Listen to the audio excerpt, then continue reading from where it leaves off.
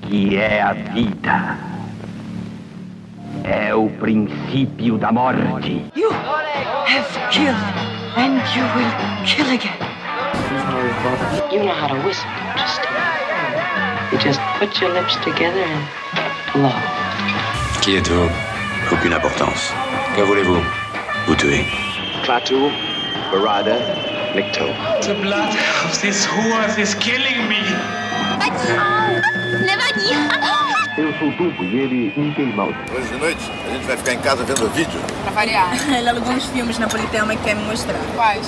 Uma Cidade Aberta e Lastrada. Lastrada. Na mesma noite? Bom dia, cinéfilos! Estamos aqui no mais novo episódio do podcast Ponto Cego. Eu sou o Thiago, seu apresentador, e junto comigo está... João Neto? E também... Wilmerson, de Fortaleza. E também... Gabriel aqui. Gabriel, você já esteve aqui nos episódios sobre noir não estadunidenses e naqueles sobre a retrospectiva de 2024. E mais recentemente, no episódio em que falamos da Kinuyo Tanaka. Mas esse pode ser o primeiro episódio que alguém escuta. Você poderia se apresentar de novo? Meu nome é Gabriel. Eu gosto de cinema, né? Chamam por aí de cinéfilo, né? Eu tenho uma página tanto no Twitter quanto no Blue Sky onde eu posto filmes, né? Eu ajudo na acessibilidade de alguns filmes, também alguns ficam de recomendação. E eu acho que é isso. E você podia falar um pouquinho do Drive Plano Sequência? Foi um projeto, como eu sempre falo, que eu comecei ele de brincadeira. Eu nunca tive essa pretensão, esse objetivo. Já existiam algumas pessoas que faziam isso no Twitter, não foi o primeiro, não foi revolucionário. Mas eu comecei postando um filme porque alguém tinha pedido, eu tinha esse filme, eu postei e daí eu nunca parei, tá até hoje. Todos os problemas que eu tive, mas estamos ainda hoje. Eu achei interessante que assim, o filme que você postou por causa dessa pessoa tem a ver também com esses filmes que a gente vai discutir, né? Tem, Morte na Matinê, um filme de slasher uruguaio, muito aleatório, mas é muito bom. Eu sempre falo do nome do assassino, o nome do assassino é maravilhoso. Wilmerson, você já esteve aqui em vários episódios, né? Mais recentemente no episódio passado, quando falamos sobre o Mizoguchi. Mas, como eu disse, esse pode ser o primeiro episódio de alguém. Você aceitaria se apresentar mais uma vez? Claro, Thiago. Eu me chamo Wilmerson da Silva, sou daqui de Fortaleza, Ceará. Tenho 32 anos e sou engenheiro de software, mas descobri no cinema uma das grandes paixões da minha vida e desde então eu venho estudando por conta própria, amo conhecer cinemas diferentes, estudar, aprender mais sobre cinema, ler sobre cinema também. E atualmente eu também sou colecionador de mídia física e defensor, né, do colecionismo. E eu acho que basicamente é isso. Um cinéfilo aqui da Terra do Sol. E você faz parte de um cineclube, né? Eu faço parte de um cineclube aqui em Fortaleza. Se chama Cineclube Paralelas. E a gente tem encontros mensais. Atualmente a gente tá cada mês falando de um país diferente. Então um membro do cineclube escolhe um país e um filme daquele país. A gente marca a sessão. E aí no dia a pessoa que escolheu o filme, ela faz uma pequena apresentação pra gente. Depois a gente assiste o filme. Depois a gente tem ali uma roda de conversa, depois tem umas comidinhas, e ainda depois de tudo isso ainda tem um quiz que a gente faz sobre conhecimentos gerais, sobre cinema, né, de cinema. Então é algo muito divertido, é uma tarde toda que a gente fica junto, basicamente compartilhando essa paixão pelo cinema. Então quem for aqui de Fortaleza ou de alguma cidade vizinha, tá mais que convidado a participar. E é isso, basicamente. Mês de fevereiro vai ser qual país? Em fevereiro vai ser um filme de Hong Kong, mas vai ser Companheiros, quase uma história de amor. Putz, filmaço. Nossa! Adoro esse filme, cara. Tocando Teresa Tang aqui, ó, no alto. Pois é, cara, vai ser esse filme. Cima, né? E eu não vi ainda, então vai ser a primeira vez que eu vou assistir, vai ser lá com o pessoal. Vai ser massa. Legal. João, você já esteve aqui em vários episódios, né? Mais recentemente naquele que falamos sobre filmes do George A. Romero. Mas, como os outros, né? Eu gostaria que você se apresentasse de novo.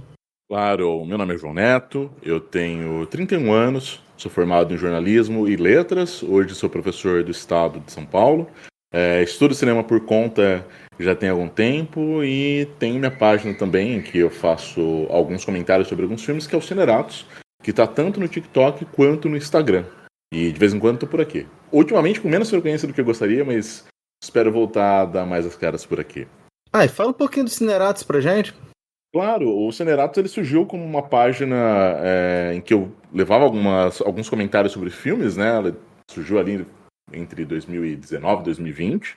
E desde então venho alguns altos e baixos com o Cineratos, né? Dou uma pausa, volto. Estou tentando manter alguma constância, com um pouco menos de publicações, mas que me permita ser mais assíduo, né? Manter realmente uma certa rotina de publicações. Estou tentando publicar uma vez por semana. Então, para quem gosta de compartilhar algumas impressões sobre os filmes, pode pesquisar pelo Cineratos, tanto no TikTok quanto no Instagram, @Cineratos, que vocês acham lá. E você viu algum filme bacana essa semana que você gostaria de indicar para os nossos ouvintes?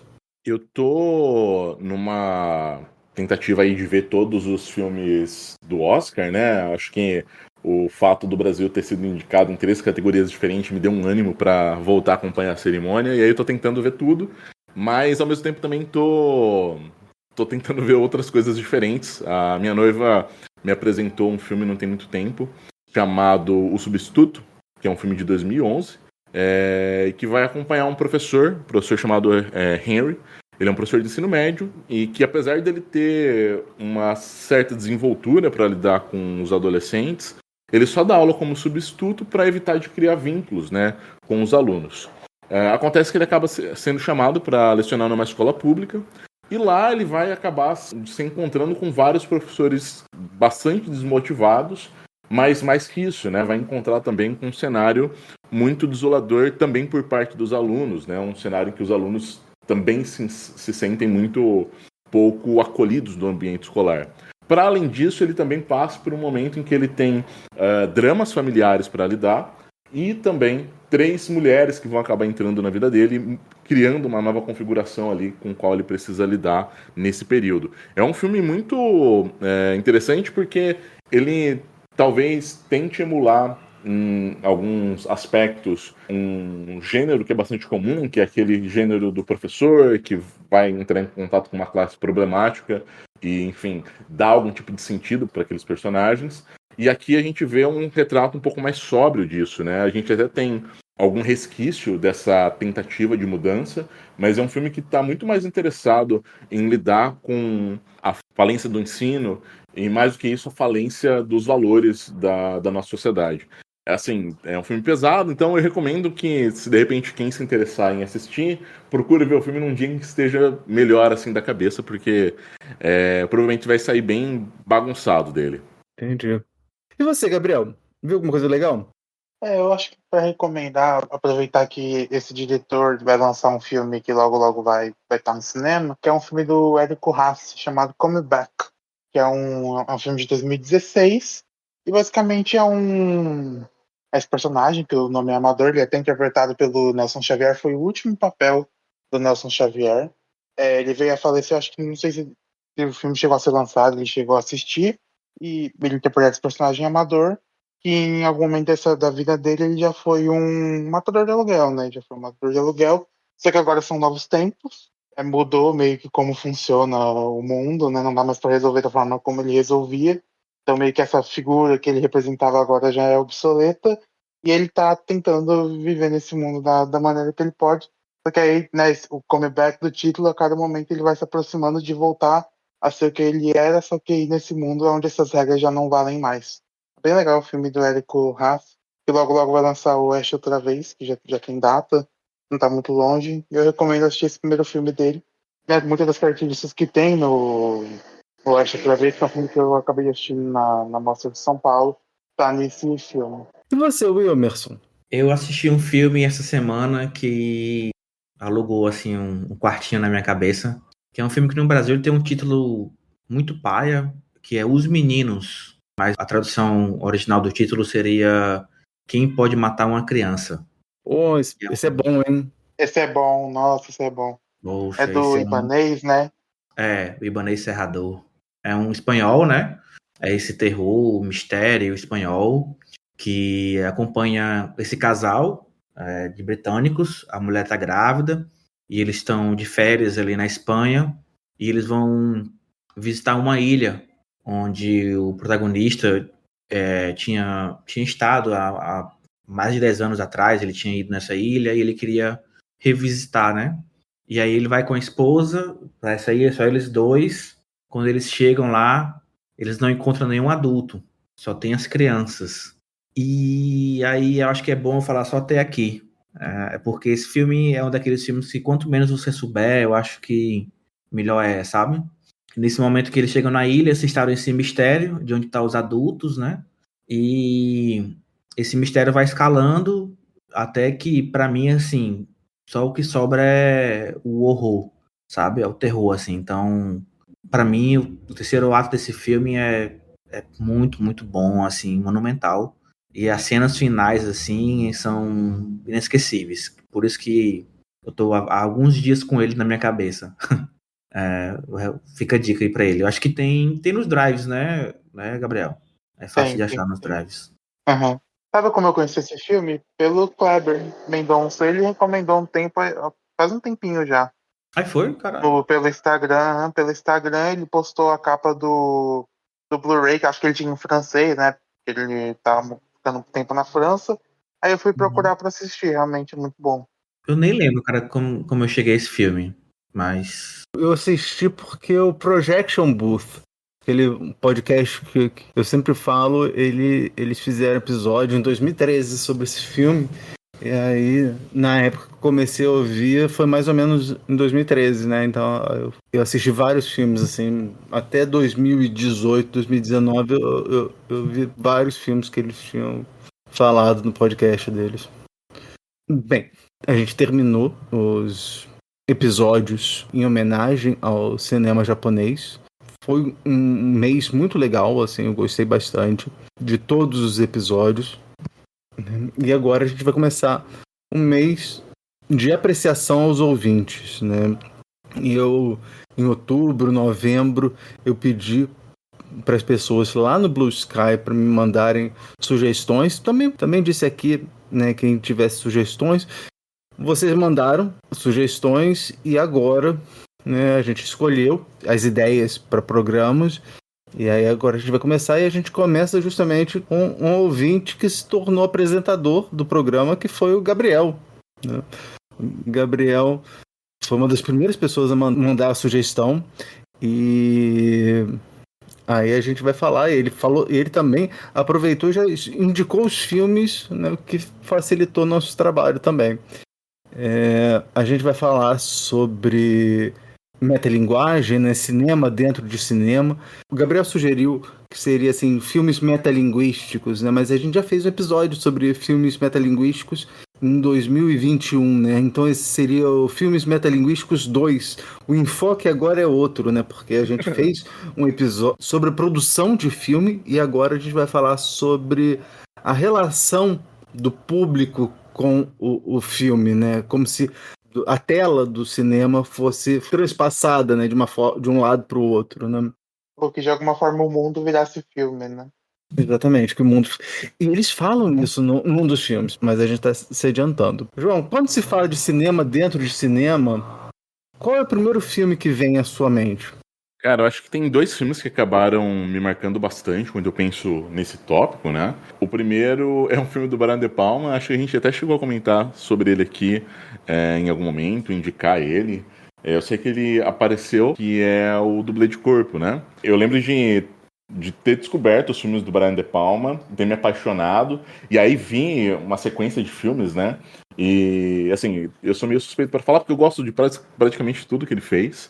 Mas Dublê de Corpo acho que tem um espaço muito importante assim na minha formação. E é interessante porque é um filme que o Brian De Palma, de forma geral, ele já é um cara que o cinema dele é muito marcado por tributos que são feitos ao Hitchcock, né? Os cinemas do Hitchcock e do Brian De Palma, eles se espelham em muitos pontos. E isso por conta dessa tendência maneirista que o Brian De Palma vai acabar emulando dentro do cinema dele. E em Dublê de Corpo ele também faz isso, né? O filme ele não gira necessariamente em torno dessa questão do cinema, dentro do cinema, mas a gente tem um determinado momento em que isso fica explícito, né? Em que a gente tem essa passagem em que o processo de metalinguagem acaba tomando a tela e, enfim, eu lembro de ter ficado muito surpreso com essa virada dentro da trama. E acho que talvez um outro que tem no mercado muito também, que é a Rosa Púrpura do Cairo, do Woody Allen, que esse sim já tem um tratamento mais direto, né? Em que um personagem vai acabar saindo da tela do cinema e vai gerar toda uma confusão durante o filme. Acho que são dois filmes que acabam sempre me vindo à tona quando eu penso nesse tópico, né? Do cinema utilizando da metalinguagem como uma ferramenta dentro do próprio filme. Acho que são esses dois. Sobre filmes metalinguísticos, Wilmerson, você gostaria de falar alguma coisa?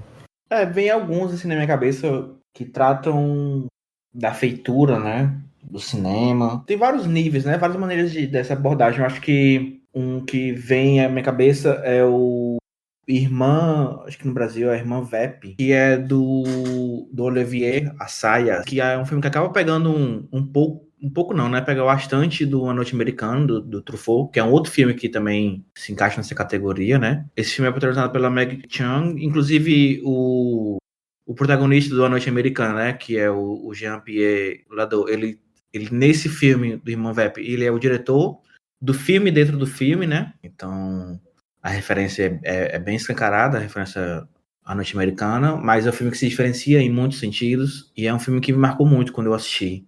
A maneira como ele trata do fazer cinema, né?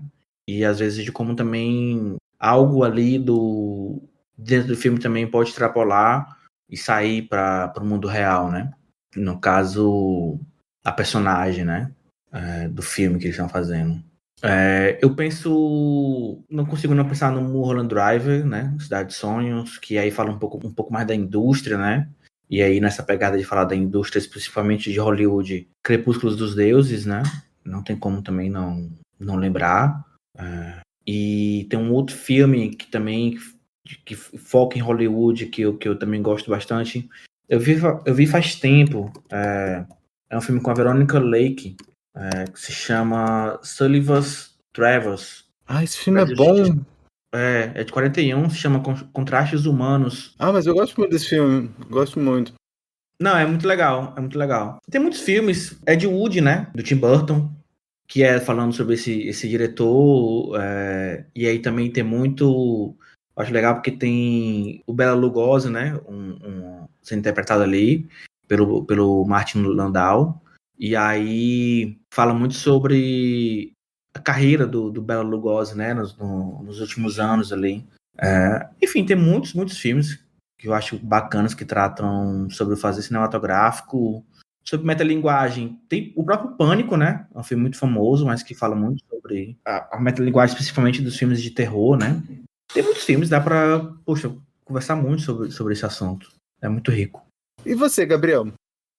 Como já foi citado, né, o Brian De Palma, ele vai trabalhar com metalinguagem, acho que 2 filmes, né, um que um citou, né, que foi o Dublê de Corpo, e o outro Um Tiro na Noite, e, né, mesmo sendo um remake, ele vai acabar de alguma forma depois criando essa relação do cinema, né, o personagem do Travolta, ele fica no começo do filme ele tava procurando um grito perfeito para um filme de terror, e no final, da forma mais macabra possível, de uma certa forma ele acaba achando, né, esse grito. Tem outros também, se for falar aqui do Brasil, o Zé do Caixão, né? O José Mujica vai fazer o Exorcismo Negro. Né? Eu adoro. Eu acho que é o meu favorito dele. Acho que é um dos meus favoritos também. De uma certa forma, tem esse personagem, que é o Zé do Caixão, que acaba sendo mais famoso do que o Mujica, né? Ele interpreta o personagem, e de alguma forma esse personagem vai começar a entrar na vida dele e amaldiçoar ele tá tentando só passar uma série, é um filme de Natal, ele tentando passar umas férias ali, mas essa figura vai começar a atormentar ele. Tem outro que eu conheci recentemente, que eu só comprei pela sinopse, porque também tem a Audrey Hepburn, que é o Quando Paris Alucina. Eu ainda não assisti, mas também tem essa relação, né?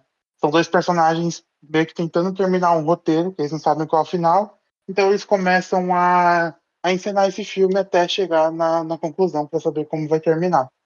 No Brasil também tem um saneamento básico, né? Sim. Saneamento básico também. Pô, Que é ótimo. Pô.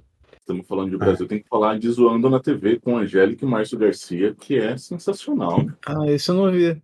É bom? Não tá perdendo nada.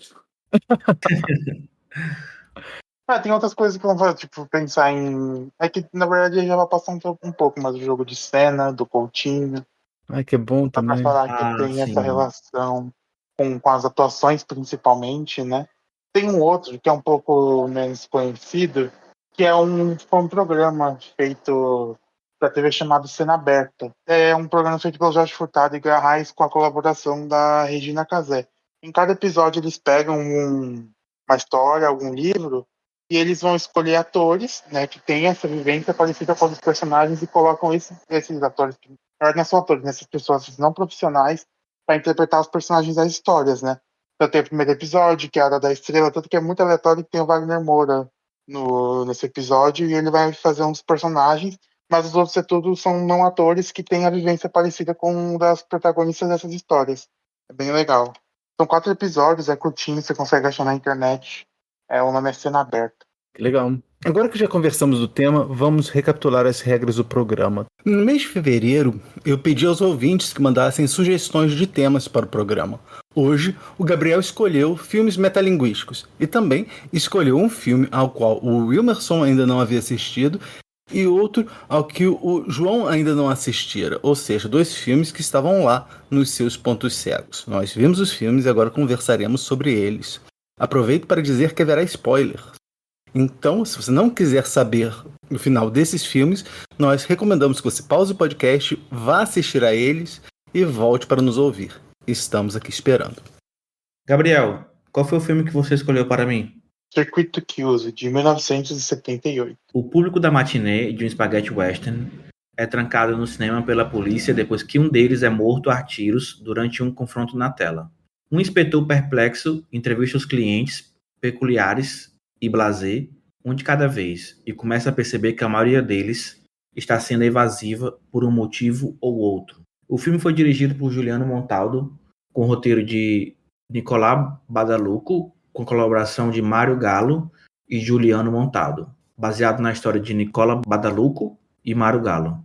Atua no filme Brizo Montinaro, Aunori Clement, Mário Setti e Juliano Gemma. Essa sinopse vem da MUBI. Esse filme aí, aqui a gente chama... Acho que não sei se tem título no Brasil esse filme, né? Não sei se foi lançado aqui. Mas seria, né? Seria circuito fechado, né? Closed Circuit, no inglês. E eu gostei muito de como é um filme que pega esse gênero investigativo, essa escola do whodunit, né? Para mim, eu acho que ele acaba se tornando por esse lado do whodunit. E pega também emprestado muito do cinema de gênero italiano dos anos 70, cinema policial italiano, né? O policiotesco, mas extrapolando para caminhos não tão, entre aspas, a sério, né? É um filme que se permite ir pro lado mais fantasioso, e eu gosto muito disso. Eu gosto muito do tom do filme, eu gosto muito de como ele tem esse mistério que é instaurado bem, assim, na primeira parte do filme, mas ele tem vários momentos cômicos também, momentos, assim, mais leves. Personagens que são quase todos dedicados a trazer esse aspecto cômico, como aquele personagem que vive reclamando de tudo e quer ir embora, né? E tematicamente, para mim, é um filme muito rico, é um filme que abre, né? Dá espaço para muitas discussões. Eu acho que principalmente da relação da gente com as telas, né? Nesse caso do filme com o cinema, eu acho que a escolha da vítima ser um cinéfilo, assim, poxa, eu acho muito massa isso. Também não só o cinema, mas eu acho que até a TV, né? Eu acho que ele dá ele abre uma margem pra gente também discutir a relação com a TV, naquele momento que os personagens ali que estão presos ali, eles pedem, né, ter várias TVs para ficarem assistindo, né? E aí na tela a gente só vê violência. Inclusive tem um momento que tem uma cena onde tá tendo protestos e a polícia tá tá reprimindo os protestantes ali, e tem um policial assistindo, aí a câmera mostra o policial rindo, assim, meio que feliz de estar vendo policiais batendo em pessoas, né? E aí, assim, pra mim também é um filme que acaba, pra mim, além de permitindo várias discussões, eu acho que ele é um filme que acaba conversando com muitos outros filmes também, eu acho, assim, eu acabei me lembrando de muitas outras obras assistindo ele, obras que vieram antes, obras que vieram depois, assim, o que é muito legal no cinema, né, você conseguir relacionar obras, né, visualizar diálogos entre as obras. Eu pensei em um outro filme italiano, que é o Demons, do Lamberto Bava. Eu não sei se vocês viram esse filme, mas é um filme de terror que se passa dentro de um cinema, e os monstros a história de terror que está se passando ali, ela também sai da tela e vem para o mundo real, né? E foi feito, eu acho que foi feito pouco tempo depois desse filme, o Demons. E eu lembrei de Cinema Paradiso também, sei que não tem nada a ver, assim, em termos de gênero, né? Mas as imagens ali deles assistindo, as pessoas vidradas olhando para a tela, né? Lembrei de Goodbye Dragon Inn também. Os dois filmes compartilham um lance de ter um personagem homossexual indo aos banheiros procurando companhias, né? Procurando alguém para encontrar ali um afeto, né? Um lugar de carinho. Enfim, assim, não quero também estragar, assim, cobrir todas assim, as coisas do filme agora, nessa primeira fala aqui. Então, por enquanto, eu vou ficar aqui e é isso. E você, João, foi a primeira vez que você viu esse filme? O que você achou dele? Cara, foi meu primeiro contato. A gente até estava comentando aqui antes, né, que eu não estava esperando pelo que o filme ia me entregar ali. Ele começa justamente com... eu acho que, na verdade, o filme todo é um exercício de desorientação, né? Ele dá indícios de que vai ser uma coisa e, aos poucos, ele vai se modificando para entregar um plot, acho que talvez até maior, né? Ele faz a gente pensar inicialmente que a gente está vendo um mistério de assassinato convencional, né? Tanto que esse mistério é desenvolvido, né, a partir de uma investigação muito envolvente e bastante detalhada, né? E que remete até mesmo àqueles mistérios muito típicos do Sherlock Holmes, por exemplo. Então, nesse primeiro contato, né, nesse primeiro momento em que a gente está adentrando ao filme, tudo leva a gente a crer que se trata de um assassinato convencional, né, de um mistério convencional, de que vai ser uma investigação muito convencional. Só que nada disso, a gente está falando de um mistério aqui que é metafísico em vez de material, né? Ele está muito enraizado num sentimento de envolvimento emocional muito profundo que a gente tem com os filmes, né? A partir do momento que a gente passa a vivenciar algumas imagens, a partir do momento que a gente está vendo um filme, né? E aí, conforme a gente vai assistindo, a gente vai substituindo essa realidade e essa realidade do filme acaba se tornando real pra gente. E ele vai brincando muito com esses sentidos, né? Do que é real e do que não é, do que o filme tenta trazer dentro da própria realidade dele e o que acaba transpassando a partir dali. Então, como eu falei, o filme começa com esse assassinato convencional. A gente tem um cinéfilo que tem a sua rotina de visitas a esse cinema e que, por um acaso, ele acaba sendo morto ali naquele cinema e a gente passa a investigar esse assassinato. Só que conforme a gente vai tendo algumas pistas e conforme a gente vai tentando reproduzir esse acontecimento para encontrar o assassino, a gente vai tendo indícios de que realmente talvez não se trate de algo tão palpável ou tão comum quanto a gente imagina.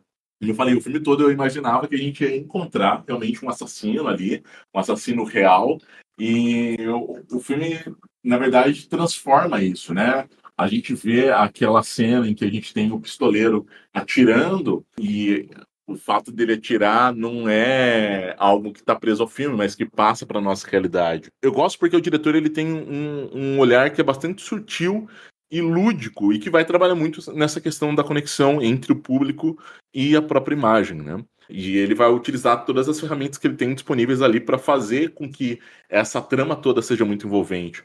E aí a gente tem todo um apuro estético e visual que, mesmo que a gente esteja falando de um filme que tem muita cara de que não teve um orçamento tão alto, é muito inventivo, né? Ele tem um uso muito expressivo e bastante flexível de uma câmera móvel, né? Acho que até mesmo isso fica bastante claro nos momentos de interrogatório, mas ao longo de todo o filme essa câmera móvel tá muito presente ali. A cena do último assassinato também deixa isso bastante claro e ajuda a gente a adentrar ainda mais nesse mistério, nessa trama metafísica. E, ao mesmo tempo, também a gente tem toda uma questão comportamental que está muito presente na forma como aqueles personagens vão interagir dentro daquele cinema, dentro daquele espaço fechado, e também de alguns estereótipos e alguns biotipos que vão estar permeando aquele universo ali e que ajudam a contar essa história e tornar ela cada vez mais envolvente, né? Eu sinto que o filme ele acaba capturando muito do sabor da experiência de uma vida toda assistindo filmes, né? A gente se vê realmente muito envolto nesses filmes e acho que brincar com os limites, né? Borrar os limites entre o real e entre a ficção traz uma vivacidade ali para dentro do filme. A cena do último assassinato, para mim, acaba dando uma volta e fazendo menção a um filme que está ali nos primórdios do cinema, né? Que é o Grande Roubo do Trem. Que no final desse filme a gente tem o personagem atirando, né, em direção à tela, e que acho que de alguma forma esse filme traz um pouco disso também, né? A gente tem essa experiência praticamente inovadora ali com o cinema, né? A gente tem essa experiência transcendental com o cinema e que talvez num primeiro momento, num primeiro contato com o Grande Roubo do Trem, a gente talvez, se a gente tivesse experienciado aquilo também como uma primeira experiência, talvez tivesse um pouco dessa sensação ali, né? Por talvez se deparar com algo completamente novo. Eu adorei ser enganado do começo ao fim desse filme. Fiquei muito, muito impressionado assim, com a inventividade dele e realmente não estava esperando por essa virada. Gabriel, quando é que foi a primeira vez que você assistiu esse filme? O que você achou dele quando você assistiu ele pela primeira vez? E agora, nessa revisita, se mudou alguma coisa? Exatamente dia 15 de maio de 2024 foi a primeira vez que eu assisti esse filme. E assisti, no caso, exatamente hoje, dia 26 de janeiro de 2025, né? Já tinha gostado muito do filme, e nessas revisitas ao filme, pra mim, agora ele só melhora. Porque, querendo ou não, agora eu já sabia aonde o filme ia chegar, então você consegue realmente ver essa relação do filme com as imagens que ele cria, e você vê a coisa que você não consegue ver na primeira, que a criação dessas imagens, elas são propositais, né? Eu vi o comentário no Letterboxd do Wilmerson, e ele fala exatamente uma coisa que eu pensei agora nessa segunda vez, só que ele, no caso, ele assistiu na primeira vez, né? Que é o trem chegando na estação, e é exatamente o mesmo ângulo, né? A forma como ele encaixa o trem chegando. É basicamente um filme totalmente, ele vai falar de praticamente ter essa teoria do cinema, até utilizando dessa questão da televisão, de todos esses adventos que em algum momento parecia que falavam que o cinema ia morrer, que o cinema ia acabar. Então, é a chegada da TV, os filmes mudos com a chegada do som, essas várias mortes que o cinema tem, mas ele acaba se reinventando e esse filme acaba pegando tudo isso, né? Quando chega a TV, todo mundo agora tinha o controle, né? Porque quando as TVs elas são espalhadas lá na sala do cinema, você vê que a sala do cinema ela ainda é predominante. Por quê? Porque ela é grande, meio que ninguém consegue controlar ela. Então as coisas que estão acontecendo, todo mundo está assistindo a mesma coisa. Então quando você coloca as TVs no cinema, cada um consegue assistir o que quiser, consegue ajustar a tela, consegue colocar o programa que quiser. Então um tá assistindo jornal, o outro tá assistindo desenho animado, cada um tá assistindo uma coisa totalmente diferente. Já no cinema não, quando você tá assistindo um filme no cinema, todo mundo tá assistindo a mesma coisa, então você não tem como evitar, né? Então é bem legal ver essa segunda vez, só melhora. Eu vou dizer que eu assisti 2 vezes esse filme nos 2 últimos dias, assim, na sexta e no sábado. A gente tá gravando no domingo. Porque eu vi esse filme sozinho, porque a cópia que eu tinha não tinha legenda. Aí quando o Gabriel upou a legenda do filme, eu pude assistir com a minha mãe, porque assim, eu contei pra ela mais ou menos a história, e aí eu contei, né, falei assim, não, porque, cara, na hora que o Juliano Gema dá o tiro no filme que eles estão vendo no cinema, um espectador morre. Aí ela falou assim, foi o Juliano Gema que matou? Eu falei assim, você viu o filme? Né? E aí eu mostrei a cena final do filme pra ela. Ela falou assim, não, Thiago, quero ver esse filme. Aí eu assisti e foi um prazer enorme ver, porque é uma coisa que eu falei lá nos episódios que a gente gravou sobre o Giallo, que eu busco querer adivinhar quem é o assassino, né? Então, uma vez que isso daí já tá de lado, já sei qual que é a revelação final do filme, eu já pude apreciar mais o filme e ver alguns detalhes que eu não tinha visto no começo. Eu gostei bastante, assim, porque assim, eu imaginava, assim como o João Neto, que ia ser uma coisa estilo Homem que Sabia Demais, do Hitchcock, né? Que alguém aproveitou o tiro do Juliano Gemma para atirar naquele senhor. Né? E aí eu passei o filme todo tentando encontrar quem era o culpado, né? E aí você acaba tendo surpresa. Tirando o Juliano Gemma, que na verdade ele acaba trabalhando no filme, né? O filme que o pessoal tá vendo no cinema é um filme de verdade, não é o Dias de Ira, né? É um filme western também, com o Juliano Gemma, chamado O Revólver é Minha Bíblia, não é isso, Wilmerson? A Pistola é Minha Bíblia. A Pistola é Minha Bíblia. Eu falei no começo do programa que esse filme se casaria muito bem com um filme que o Gabriel também tinha indicado, chamado Colt's My Passport. Né? Assim, a arma de fogo servindo para várias outras coisas. Mas o Juliano Gemma gravou cenas adicionais para esse filme, né? Principalmente na hora do confronto, entre aspas, final, né? Mas eu reparei que o cara que faz o sociólogo é um cara que acaba por descobrir o que está acontecendo, é o Flávio Bucci, que faz o pianista lá em Suspiria, aquele pianista cego, vocês lembram? Sim. Nossa, é verdade, você falando agora. O diretor desse filme fez um filme que eu tô querendo ver há mó tempão, que é do Sacco Vanzetti, tem a trilha sonora da Joan Baez, eu tô querendo ver há mó tempão, sobre 2 anarquistas italianos.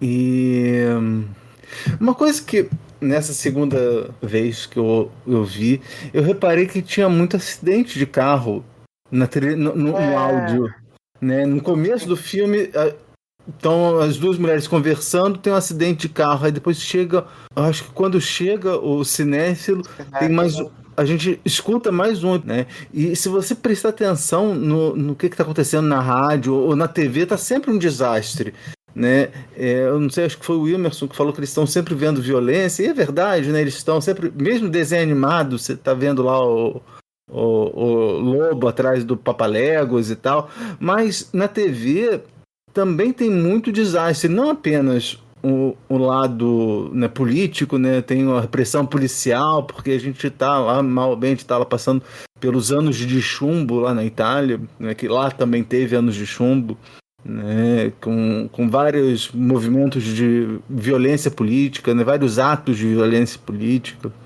né, tanto da esquerda radical quanto da extrema-direita, né, mas tá sempre... Começa o filme, o rádio tá falando sobre um japonês que foi abduzido. E aí depois você escuta bem en passant, teve alguma tragédia lá na Califórnia, acho que em Santa Mônica. Eu sinto que esse filme tava meio que prevendo o fim do mundo, coisa parecida, né? E aí o que aconteceu lá no cinema era só mais uma dessas facetas. E teve uma passagem que o cinéfilo, que é justamente a primeira vítima, quando ela morre, a polícia vai investigar para tentar descobrir quem é ele, descobre que ele foi um contador do Ministério da Defesa, né? E tem esse aspecto também, né? A gente está falando, tem determinada hora que as pessoas estão achando que foi uma atitude política, né? Foi algum atentado político que fizeram contra o cinéfilo, né? Eles não têm nome, eu acho que tirando uma, que é a Gabriela, eu acho que a maioria deles não tem nome, né? E o cinéfilo, né, que morre, né, ele, como vocês falaram, né, ele tinha hábito, né, ele via 2 a 3 filmes por dia. E ele tinha um diário. Numa das páginas do diário, o detetive, o inspetor, encontra a seguinte frase, né? Os melhores filmes de hoje, em vez de espelhar o mundo, parecem querer se infiltrar nele. Eles vão em busca de seus aspectos mais essenciais e íntimos, indo além da realidade.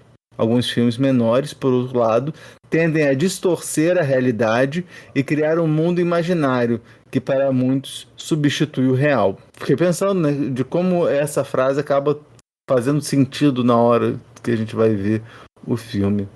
O sociólogo foi o primeiro a entender que a arma estava sendo apontada para aquela determinada cadeira, né? Tanto que depois que o cinéfilo morre, né, eles vão fazer a reconstituição e quem vai fazer a reconstituição é o bilheteiro. O bilheteiro se oferece, né? Ele estava todo feliz porque ia participar da reconstituição e ele acaba morrendo.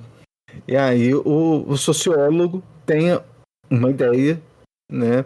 Ele fala assim, olha, eu acho que é melhor vocês colocarem um manequim no lugar da vítima, né, na próxima reconstituição. Aí eu pensei assim, caramba, italiano não gosta de manequim, né? Porque se você pegar o gialli, essas coisas assim, sempre que tem assassinato, joga um manequim do despenhadeiro. Tem vários, assim, você pega aqueles filmes do Lúcio Fulci. Tem um filme que a gente discutiu aqui, que foi aquele No Quarto Escuro de Satã. Sempre tem um manequim sendo jogado. O quarto trancado e saiu com a chave. É, exatamente. Título maravilhoso. Sim, e eu falo isso nesse episódio, que a gente falou sobre a Fênix, e a gente fala sobre esse filme, e aí eu falo assim, cara, sempre, eles têm uma bronca de manequim, né? Os 6 mulheres para um assassino tem um monte, né? Não é? Tem uma jogada, mas tem um monte. Odeio manequim. Uma coisa que eu reparei também foi a diferença da comida, né? Porque assim, o povo, né, as pessoas lá que estavam lá no cinema estavam comendo uma comida meio assim, né? Mas já os policiais estavam comendo uma comida chique, com vinho, né? Aí dá para ver a diferença entre o que o povo estava comendo e o que as forças policiais estavam comendo, né? Aquele personagem que é meio psicótico, ele até chega a comentar, né? Exatamente. No final do filme, o sociólogo fala pro inspetor, né? Ele cita um conto do Ray Bradbury, que é o Die Welt. E tem para baixar, eu acho que eu encontrei na biblioteca da Universidade Federal de Santa Catarina em inglês, não sei porquê. Mas eu vi uma adaptação para TV sobre ele, né? Acabei não tendo tempo para ler, apesar de ser curto, eu acho que são 13 páginas, eu acabei só vendo o episódio para uma série do Ray Bradbury, e a história é mais ou menos isso que o sociólogo conta, né? Que no futuro você vai ter o berçário para as crianças é composto assim, de várias telas que dão para entender que assim, é uma coisa, né, de meio que realidade virtual ou coisa parecida, né? E aí a imaginação das crianças, ou então as crianças escolhem, né, algumas coisas, e nessa história as crianças escolhiam assim, a savana africana, um monte de leão, né, leão comendo zebra, essas coisas assim, né? E aí a mãe começa a ficar preocupada, né? Porque as crianças estão pensando em coisas muito violentas. E aí começa a ter um conflito entre os pais e as crianças. E aí no final as crianças acabam prendendo os pais nessa sala e os leões acabam devorando os pais, né? É como se os leões estivessem saindo da tela, né? Dessa tela que eles criaram para atacar os pais. Caralho. Ele menciona isso, o sociólogo menciona essa história. Existe algum outro assunto que a gente poderia falar sobre esse filme? Ou a gente já pode ir para os outros? O João falou dessa questão de enganar, né? O filme tentar enganar a gente o tempo todo. E é bem isso mesmo, né? Porque eu acho que até na escalação assim, do elenco, acho que ele engana, assim, porque esse filme tem a Aurora Clement, que é uma atriz, assim, eu achei que ela fosse ter um papel maior no filme, Eu achava que ela ia ser a protagonista, eu achava que o filme que ela tinha alguma coisa, porque, inclusive, é a mulher que no filme está se encontrando com o amante, né? No cinema. Então, eu achava que o filme ia ser sobre isso, sobre ela, e aí não é, né? Acaba que não sendo, vai para outro caminho. No início do filme, ali quando eles estão indo lá de fora do cinema, tem um carro que passa divulgando o King Kong. Sim. Que lá na frente, no meio do filme, tem mais alguma menção ao King Kong, e aí você fica achando que talvez na resolução do filme, de alguma maneira, isso volte, mas não volta. E tem aqueles 2 caras que no início do filme entram, eles são, né, deixados em frente ao cinema, e aí durante o filme um deles sai, e aí fica parecendo que eles estão tramando alguma coisa. Eles tentam fugir, né, um certo momento, eles tentam escapar pelos fundos. E aí eles tentam fugir, exatamente, mas acaba que também não tem nada a ver com assassinato. Então o filme fica dando várias meio que pistas ali, né, erradas pra gente, coisas pra gente ficar tentando montar um quebra-cabeça onde, na verdade, nem existe quebra-cabeça, né, não tem como montar. Isso é até algo assim, algo comum dos filmes de whodunit, né, que é essa do Red Harry, né, o Aranque Vermelho, né. Ruivo Ering, como diria Scooby-Doo. Lembra do pequeno Scooby-Doo? A resposta desse mistério é óbvia. Sua bicicleta foi roubada pelo perverso vizinho, brigão e ladrão Ruivo Ering. Exatamente, né, que é um direcionamento que o filme dá a você, e que aí você compra esse direcionamento e depois é falso, né? Não é bem aquilo. E uma coisa que o Gabriel falou da TV também, eu acabei me lembrando que eu também tinha falado sobre essa questão da tela da TV, né? E aí a gente acabou não mencionando, eu acho, que esse filme foi um filme feito para TV, né? É até meio que irônico, um filme que fala tanto sobre o poder do cinema, sobre paixão por cinema e o cinema saindo da tela para a vida real, ser um filme feito para a TV, né? Ser um filme feito para assistir em casa. Então, eu acabei lembrando disso e achei isso muito curioso. O texto que eu escrevi quando eu assisti a primeira vez esse filme, eu começo com escrevendo ao cinema é uma arma muito poderosa. É a primeira frase da minha resenha no Letterboxd que eu postei quando eu li a primeira vez. Eu falei mais cedo também de como tem uns momentos assim engraçados, né? Pra mim, assim, tem um momento assim, que eu acho muito legal, que é quando eles começam a fazer investigação, e aí eles começam a fazer as entrevistas, né, com as testemunhas, aí a primeira testemunha é um roteirista, o segundo é um sociólogo, e o terceiro é um estudante de física nuclear. E aí e até o investigador, né, reage isso assim, quando o cara fala que estuda física nuclear. Parece muito um setup de piada, né? Um roteirista, um sociólogo e um estudante de física nuclear entram num cinema. E uma coisa também assim que é meio que engraçada no filme, que eu acho que se relaciona muito com o cinema policial dos anos 80, italiano, até com o diálogo, que é a questão da polícia ineficaz, né? Porque também tem nesse filme, parece uma comédia que é tipo, a cada 15 minutos do filme vai entrando na investigação uma pessoa de patente maior, né? Primeiro é só um policial que estava presente, aí depois vem esse investigador, aí vem o chefe dele, aí vem o chefe do chefe, aí um pedacinho, já chega perto do filme, o governador do estado tá querendo a solução do caso, e eu acho isso também muito, muito, muito legal, acho muito engraçado como acaba que sendo um dos chefes, o maior chefe ali presente, ele acaba sendo a terceira vítima, né? Acaba sendo a última vítima. Pra mim, o diálogo mais engraçado, eu não sei nem se isso aconteceu, mas é muito engraçado, tá tendo um protesto das feministas e elas querem mudar a palavra guerra porque é no feminino. É muito engraçado. Eu acho muito engraçado quando ele tá investigando, ele tá entrevistando a quarta testemunha, eu acho, que é justamente aquele cara que eu falei que ele fica reclamando o tempo todo. E aí é o cara que estava sentado atrás da primeira vítima. É. Uhum. Aí o detetive pergunta uma coisa a ele, aí eu matei o cara porque ele sentou na minha frente. Eu odeio pessoas que chegam perto do filme acabar. Compreensível, vai. Aí eu matei ele e eu engoli a arma e as balas. Tá tudo aqui. Pode fazer um raio-x que tá aqui na minha barriga. Eu gostei também da velhinha também. Nossa, a velhinha é muito empolgada com o crime, cara. Velhinha querendo ajudar, falando assim, você não quer me perguntar nada, não? Eu falei assim, você sabe de alguma coisa? Não. Então, mas se você pode perguntar, eu posso lembrar.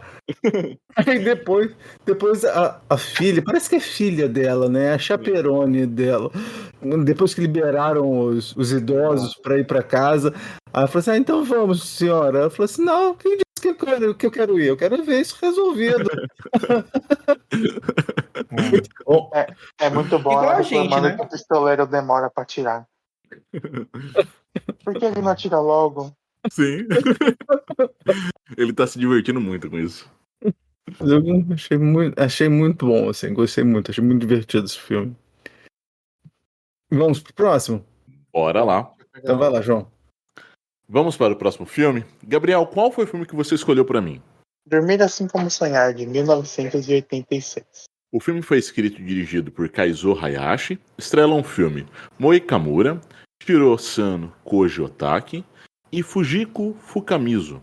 Sinopse. Uma senhora, atriz de cinema mudo, contrata um detetive particular e seu assistente maluco, mas útil, para rastrear sua filha desaparecida, Flor de Sino. Os dois seguem uma sucessão de pistas bizarras e obscuras até descobrirem a localização dos sequestradores e da filha. Essa sinopse vem do site Just Watch. Então, bom, esse foi o meu primeiro contato com o filme, né?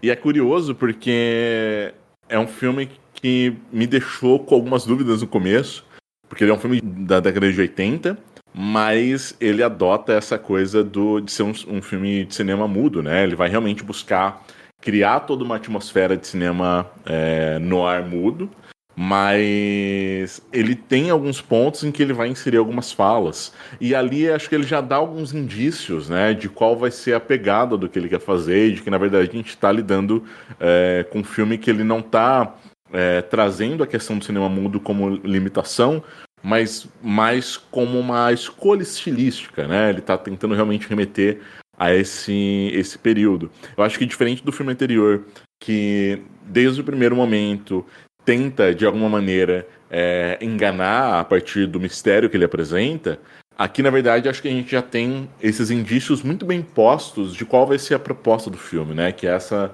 vontade de lidar com o cinema e fazer um filme todo que, para além do mistério a ser resolvido, está interessado em lidar com a forma fílmica, né? Eu gosto muito disso. Acho que o filme acabou me prendendo desde o início, justamente porque isso ficou muito explícito para mim. Acho que dizer que esse filme é uma grande homenagem, uma ode ao cinema mudo, acaba sendo muito, muito simplista, porque é um filme que é muito mais que isso, né? Mas se a gente for tentar definir ele, dá para de repente pensar nele como um filme de mistério noir de fantasia, mas que, para além disso, ele acaba sendo um tratado muito apaixonado, acho que, sobre o cinema em si, né? Talvez até mais que sobre o cinema, e ele fala mais sobre essa questão da expressão cinematográfica, né? Do amor pelo cinema. E, para além disso, acho que o filme todo acaba sendo uma grande reflexão sobre as questões a respeito do avanço tecnológico e como isso acaba confrontando a própria maneira como a gente lida com a arte, né? Que leva não só a questão de sentimentos de ansiedade, né? Mas que também gera alguns traumas, né? Essa questão do cinema, das fases dele. O Gabriel até citou, né? De quanto muitas vezes a gente pensava na morte do cinema, né? O próprio cinema mudo, quando se começou a cogitar o uso de falas no cinema, né? O cinema sonoro, falava-se que o cinema morreria porque se perderia a essência. Acho que tem muito a ver com isso também, né? Acho que muito dos realizadores de cinema até aquele momento, pelo menos até o momento do cinema mudo, quando passa a se deparar com uma inovação dentro dessa plataforma, pode enxergar ali realmente uma morte do cinema, e isso gera uma ansiedade. E eu gosto de como o filme acaba abarcando um pouco disso também, dentro da trama e fora dela, né? A forma fílmica aqui ela tem uma importância muito grande. E embora o filme ele vai tratar de filmes de temas muito pesados, ele tem um tom que é muito leve. E acho que isso se deve muito à sensibilidade do diretor, né? O Kazuo, ele adota algumas escolhas estilísticas que vão ajudar a suavizar esses temas e trazer um certo humor para dentro do filme. Enfim, eu gosto de que ele é um filme que é abertamente uma trama policial investigativa, né? A gente realmente tem um mistério e que vai realmente beber em vários pastiches do gênero do cinema noir. E isso tá ali presente menos como um fetiche e mais como essa carta mesmo de amor ao cinema, né? E como isso, ao longo do filme todo, vai fazer com que a realidade e a ficção acabem se fundindo. O filme ele até adota, pelo menos me parece adotar, um tom mais onírico na forma como ele vai utilizar as imagens, né? Ele, como eu falei, ele adota esse tom, essa pegada estilística que vai remeter ao cinema mudo e incorpora isso ao longo do filme todo. E aí, para compensar, né, essa coisa do cinema mudo e intertítulos que vão, na maior parte do tempo, acabar ilustrando as falas, a gente tem um uso muito interessante de close-ups e de tomadas que vão ajudar a enfatizar muito a expressão facial e a emoção dos personagens ali. E aí, voltando para a trama mais central do filme, né, a personagem que eles vão estar buscando, né, ela aparentemente ela é filha da mulher que contrata os dois detetives, né, a Madame Cherry Blossom, e que é uma estrela de cinema mudo envelhecida, né? E aí, com base nas pistas que foram deixadas pelos sequestradores, a gente passa a ter alguma ideia de que talvez a filha dela realmente esteja presa num filme. E como eu falei, é curioso como isso já está presente logo do início. Não é um filme que vai tentar, de alguma maneira, enganar a gente, mas fazer com que a gente se sinta inserido dentro dessa trama que vai brincar com os limites dentro da ficção, dentro do próprio filme, e isso vai ganhando cada vez mais espaço ali dentro da trama e se transformando também. Eu gosto muito do tom surrealista que o filme adota, principalmente a partir do terceiro ato. Acho que a maneira como eles encontram de realmente abraçar essa coisa do cinema dentro do cinema é muito instigante e que, de certa forma, consegue prestar uma homenagem. Eu fui dar uma pesquisada e dois dos atores que estão ali presentes no filme, a Fujiko Fukamizo, ela foi uma das atrizes mais famosas no Japão na década de 30, né? E esse filme em que ela faz a contratante dos detetives marca o retorno dela às telas depois de uma ausência de 45 anos, desde que ela se aposentou lá em 1941, quando a carreira dela foi interrompida pela Segunda Guerra Mundial. E o Yoshio Yoshida foi um ator veterano do período pós-guerra do Japão, e ele é o contratante, né? Ele está a serviço dessa senhora. E também vinha fazendo muitos filmes até a década de 50, e tem um período em que ele acaba não contribuindo ali, né, mais pro cinema por questões pessoais.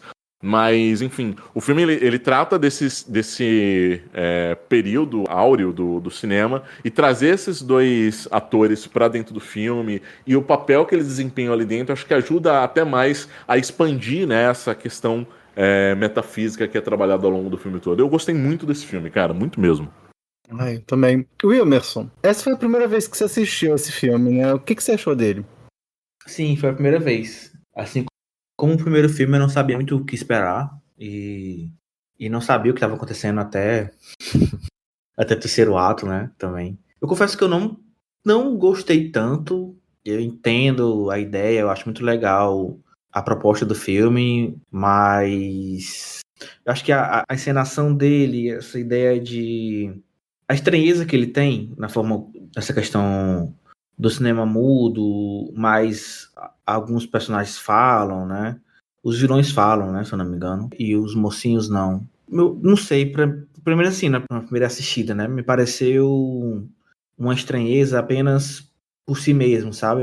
Pra mim, me pareceu um pouco disso. Então, eu acho que isso atrapalhou um pouco minha experiência com o filme. Mas, apesar disso, apesar de não ter gostado, como eu gostei do Circuito Fechado, eu acho que é um filme legal. Eu gostei, sim.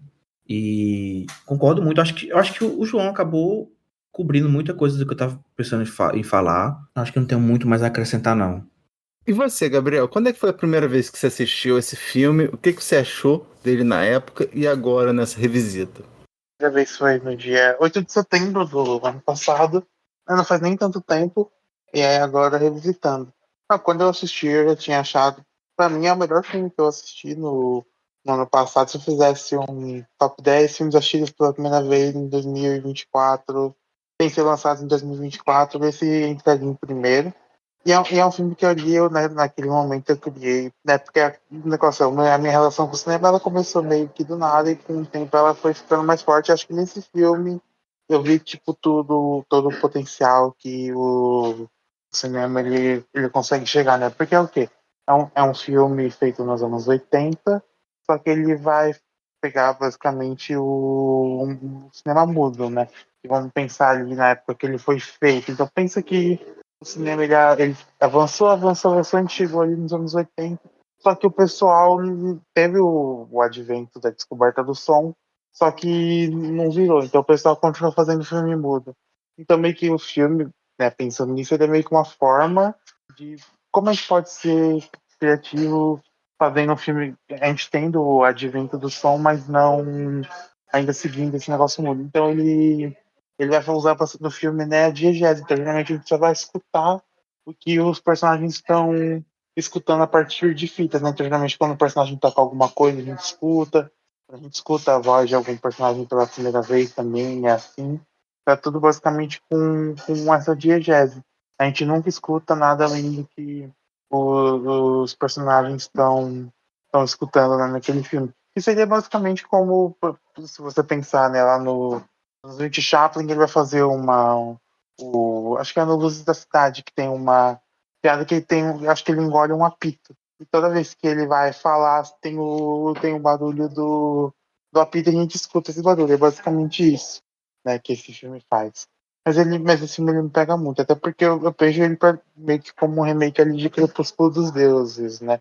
Provavelmente bem diferente, porque ele vai ter essa coisa meio estranha que parece que o filme tem, que ele praticamente ele vai desenvolver, ele vai andar de uma forma que é bem marcada. Então você consegue ver todas as viradas do filme marcadinhas, né? Toda vez que os vilões do filme eles pedem mais dinheiro, basicamente é uma virada que vai fazer o filme avançando. Então todas essas descobertas é tudo muito marcado, mas você vai vendo que é tudo muito marcado, que é tudo desse jeito, porque de certa forma é proposital porque o filme tá fazendo, né?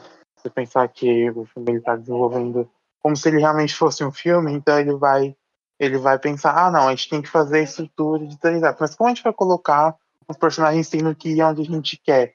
Então, realmente, pode parecer que fique estranho, mas é tudo em prol do que quando ele chega no final, né? Essa relação da atriz, que eu até não sabia dessa informação, que ela é uma atriz que em algum momento fez esses filmes antes da Primeira Guerra Mundial, acho que foi da Primeira ou da Segunda. Ela fazia filmes, né? Então tem tudo isso, né? Essa relação do próprio Crepúsculo dos Deuses, né? Que também é uma atriz que estava obsoleta quando chega o som, aí ela para de fazer filmes, e ela quer voltar, e a mesma coisa com ela, né? Ela quer finalizar, spoiler, ela quer finalizar o filme e ela não conseguiu fazer na época, né? E de certa forma que ela consegue isso, só que ela consegue essas manipulações que ela vai fazendo na vida real. É muito bonito. Eu, particularmente, esse filme é muito forte pra mim. Não, no começo do filme me causou estranheza foi que os sequestradores estavam dificultando a vida dos detetives, né? Ele falou assim, olha, você tem que arranjar 1 milhão de ienes, mas você tem que adivinhar essa charada aqui. Aí eu falei assim, nossa, os sequestradores não estão interessados em receber o dinheiro, né? Porque eles estão querendo que o cara, no final você entende, os personagens tiveram que passar por todo esse mistério, né?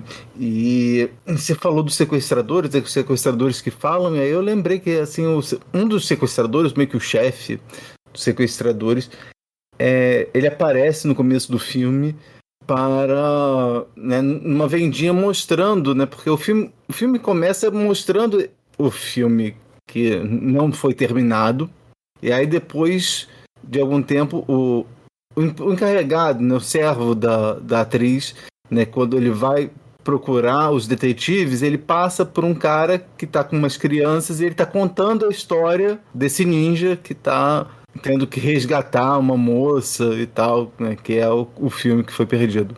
E é um outro filme que o personagem aponta o revólver pra câmera, pra gente, né? Que nesse momento também o ninja, eu até acharia estranho você ter um ninja usando revólver, né? Mas eu vi uns filmes do Godfrey Ho que tem ninja usando revólver. Mas ele apontando pra câmera, é quando eu vi esse filme antes de ver o Circuito Fechado, né? E aí, na hora que o Juliano Gema apronta pra gente, aí eu fiz essa conexão. Outras conexões que eu fiz em questão dos ovos, né? Você vê como é que ele tá sempre, o detetive tá sempre comendo ovos cozidos, né? Hard-boiled eggs, como os gringos falam, né? E aí você lembra, né, que assim, o nome desse tipo de detetive que o personagem principal representa é o Hard-boiled Detective. Aí eu fiz essa associação. Não sei se há algum outro significado, né, para essa obsessão que ele tem com ovos cozidos. Você falou que logo no começo dava para saber que a garota estava sendo sequestrada, estava dentro de um filme, né? E eu vou te dizer que depois de assistir um filme eu estava pensando, e aí tem uma hora que o detetive, né, adormece, né, ele desmaia e aí ele sonha com a garota e ela fala, né, que ele precisa libertar ela porque ela tá presa há 50 anos. E aí, voltando, eu falei assim, ela tá há 50 anos porque o filme assim, ficou fora do ar, né, ficou não feito há 50 anos, né. Tem uma outra coisa que também é interessante, que o nome do vilão é M. Pathé & Co., né. Pathé é essa clássica distribuidora de filmes franceses, né. E aí faz sentido, faz ainda mais sentido que justamente uma produtora de filme, né, de celuloide, do filme em si, né, seja justamente quem está sequestrando a garota. E uma coisa que liga, eu até por muito tempo pensei em começar esse episódio falando desse filme, porque normalmente a gente faz em ordem cronológica, né? Mas como esse filme é japonês, a gente podia usar esse filme para encerrar a nossa discussão sobre cinema japonês, né? E um tema que foi muito recorrente em praticamente todos os episódios desse ano foi sobre a questão da mulher. E esse filme também fala, porque o filme foi proibido de ser gravado justamente porque tinha mulheres. Era um filme com mulheres e não podia ser... Naquela época do cinema mudo, e a gente falou isso no episódio passado, quando falou do Kabuki, que as mulheres não podiam, né, eram só atores, homens, né, que acabavam interpretando mulheres, né. Nesse daí era uma atriz mulher, e aí isso acabou, né, tendo o filme sendo censurado, porque tinha uma mulher como protagonista, entre aspas, né. Isso me lembrou aquela nossa discussão que eu, o Wilmerson, a Griffith e o Caio tivemos semana passada. Depois que o João falou que a Fujiko Fukamitsu era uma importante atriz do cinema mudo japonês, eu fui procurar na filmografia dela e descobri que ela fez um filme chamado Kurama Tengu, de 1938, e a capa, né, tem um personagem que se veste muito parecido com o personagem do filme dela, né, o Máscara Negra. Né. Eu não encontrei o filme, eu vi que tem uma versão desse filme de 1928, mas o que ela fez é o de 1938. Mas é isso, assim, eu gostei bastante do filme também. Eu gosto muito de filme também, mas acho que deu pra perceber. Estão satisfeitos? Eu tô satisfeito. Sim. Então vamos falar agora sobre streaming no quadro Tem na Netflix. Tem na Netflix? Tem no Netflix? Tem no Netflix? Tem na Netflix? Tem na Netflix? Tem na Netflix. Então, Gabriel, que filme você viu recentemente em alguma plataforma de streaming? Eu acho que, para recomendar, tá numa plataforma de streaming, mas né, em outras formas, eu acho que A Frente Fria que a Chuva Traz, do Neville de Almeida. Acho que é uma boa não, né? Uma ótima recomendação para assistir qualquer dia. É um filme curto e é um filme que ele vai trazer muitas discussões, né? Afastada né? É um filme que se passa no Rio de Janeiro, mas em nenhum momento ele vai até mostrar no começo, mas ele vai se afastar ao máximo desses pontos turísticos do Rio de Janeiro. Ele vai realmente contar a história, falar sobre o Rio de Janeiro através dos personagens. Acho que é uma ótima recomendação, tá na Netflix. É o A Frente Fria que a Chuva Traz, do Neville de Almeida, que também é um ótimo título. Poderia ser até de enviado. Mas não é? E você, João? Tem um filme que eu vou indicar, eu não vi ele recentemente, eu vi ele no finalzinho do ano passado, mas acho que foi o meu filme favorito, lançado em 2024. Um filme chamado Look Back, ele tá disponível no Prime Video. Ele é curtinho também, ele tem acho que 50 e poucos minutos. É de um autor de um mangá / anime que ficou bastante famoso também na temporada passada, chamado Chainsaw Man. O autor é o Fujimoto. E em Look Back a gente vai acompanhar a Yumi, que é uma estudante do ensino fundamental. E ela produz alguns mangás de comédia que são publicados no jornal da escola, né? Ela gosta muito de fazer isso, só que ela passa a se questionar sobre a utilidade de continuar publicando nesse jornal da escola, quando uma outra aluna, que é reclusa, né, ela não frequenta a escola, passa a publicar algumas tirinhas também, e ela tem um certo apuro estético muito maior que o da Ayumi, né? E aí, por conta disso, ela passa a deixar de fazer essas publicações, só que elas, em algum momento, vão se aproximar e passam a compartilhar esse amor pela arte, né? O filme ele vai ser muito voltado para um processo de amadurecimento, né? O filme acompanha, então, essas duas personagens amadurecendo, saindo do ensino fundamental, passando pelo ensino médio, e, enfim, alcançando a vida adulta, e uma certa tragédia que vai marcar a vida das duas, mas, enfim, eu não quero falar muito mais que isso, porque acho que aí seriam spoilers, e acho que é interessante deixar aqui para que vocês conheçam o filme.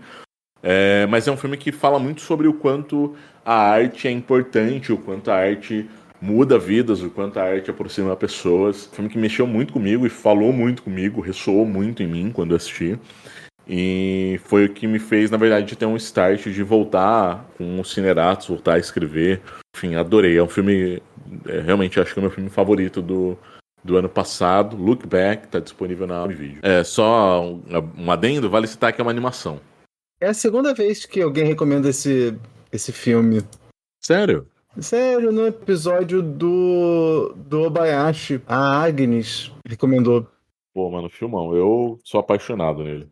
É legal mesmo. Eu gostei muito, eu vi também, já vi, é muito massa. É um dos favoritos também do ano passado. De filme que eu vi no streaming, eu vi essa semana um filme brasileiro que eu tava enrolando por um tempo pra ver, e ele entrou numa versão restaurada na MUBI. Tá maravilhosa a versão que tá lá, que é o Beijo no Asfalto, do Bruno Barreto, a adaptação do Nelson Rodrigues, né? Que basicamente é sobre a repercussão desse cara que beija um homem que foi atropelado por um ônibus. Ele se ajoelha no meio da rua onde está essa vítima do atropelamento, beija esse homem. A gente não vê esse beijo, mas a gente vê a repercussão desse beijo na vida dele e na vida das pessoas próximas a ele, né? A esposa, o sogro, a cunhada, os vizinhos, os colegas de trabalho, né? A gente vê como a vida dele é virada de cabeça para baixo por causa desse beijo. E eu confesso que eu estava um pouco com o pé atrás, eu não lembro exatamente, acho que eu tinha visto algum comentário negativo sobre esse filme no passado, E eu tava com um pouco no pé atrás, mas eu fui surpreendido, sabe, positivamente. Eu achei um filme muito massa. Gostei muito da direção do Bruno Barreto. E é com Nina Latorraca, né? Então eu fiquei muito feliz de assistir esse filme agora, que infelizmente ele partiu, mas de poder conhecer essa obra que ele deixou pra gente. Ele tá muito bem no filme. O Tarcísio Meira também tá no filme. É o sogro dele, também tá muito bem. A esposa dele, a Cristiane Torlone, também tá muito bem. O elenco é muito bom. A cinematografia também do filme é muito bom, como ele filma a cidade e todo esse, entre aspas, pesadelo que o personagem está passando, e ele correndo ali pelas ruas da cidade. Enfim, fica a dica, tá na MUBI, O Beijo no Asfalto. Você tem algum meio de contato, Emerson? Quem quiser falar comigo pode procurar ou no Instagram, ou no Blue Sky, ou no Letterboxd. O Wilmerson da Silva, o Wilmerson com W, e acho que não vai aparecer muitas pessoas. O Wilmerson que aparecer falando de cinema sou eu, e é isso. E você, João? Cara, os de sempre, vocês me encontram no Instagram, que é _João, _Neto, no Twitter, que é o @João_Neto93, e também tem o Cineratos, tanto no Instagram quanto no TikTok, que é o @Cineratos. E você, Gabriel? Vocês podem me encontrar pelo Twitter, né? Recentemente eu mudei o nome do Drive, mas eu vou voltar com o nome antigo. Mas eu fiz meio que uma homenagem ali pro Fincher, eu coloquei como Mulholland Drive, né? Então vocês podem, agora tá assim, mas se você procurar como plano de sequência ou menino do Drive, você provavelmente vai encontrar. Pelo Blue Sky é a mesma coisa, e pelo Instagram tá como sequência plano. É realmente sequência plano ao contrário. Aí você pode me achar por esses meios de comunicação. Agradeço muito a participação do João, do Wilmerson e do Gabriel, e claro, agradeço a você que está nos ouvindo. Não se esqueça de mandar feedback para nós em podcast.cego@gmail.com. Mande sugestões, críticas, elogios e compartilhe com todo mundo, pois quando se trata de cinema, todo mundo tem um ponto cego. Daqui da Rua Pareto, eu sou o Thiago. De Jaú, aliás, de Bauru, eu sou o João Neto. E tem Bauru agora? Tem Bauru. Legal. De Fortaleza, eu sou o Wilmerson. Sou o Gabriel falando direto de um filme. E este foi o podcast Ponto Cego.